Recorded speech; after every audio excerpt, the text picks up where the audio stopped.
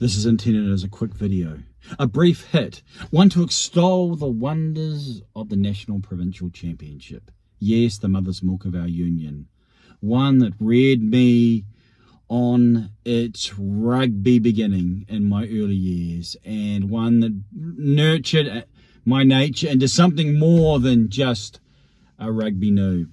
And this weekend, of course, began this year's edition of the National Provincial Championship, one that has caught me a little unawares, not because of a misunderstanding about that it would take place, but as to the exact placement and timing. So much taking place in the 24/7 day cycle that is televised sport, and it's easy for the NPC, even in light of Super Rugby, to be downgraded and to people's perception to be like, well, it's take it or leave it.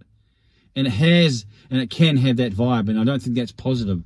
If anything that's happened with Super Rugby recently should have elevated the National Provincial Championship and encouraged the type of connection, the type of tribalism, the type of provincialism that is positive, that we want from our rugby codes. And another way of encouraging that, and this has motivated the video that I'm producing, is something that happened as I watched portions. And it was a number of players that had returned to a province maybe more at the end of their career, and I'm thinking that's something that would be great to see more of. And so I wrote down some names. I've got them down here on this viewing screen. Canterbury had Luke Romano, Willie Hines, Ryan Crotty, Manasa Mataele. Now, Manasa Mataele plays for the Force in Super Rugby. Romano has been playing for the Blues. Willie Hines returned, played for England in the 2019 Rugby World Cup. Has returned, I think, signed again. Ryan Crotty's been playing in Japan. Northland had the Ranger of Danger, Hot Rod. Rene Ranger. Wellington had Brad Shields, another one who went offshores to play for the Red Rose. And Bay of Plenty had John Afar, who represented the Crusaders earlier. Played, of course, pretty much all of his rugby in the city of Sales, and still is plying his trade. And these type of additions add that depth, add that connection, that longevity that says the substance of this competition is more significant than just as maybe the entry point to what's going to be in the future.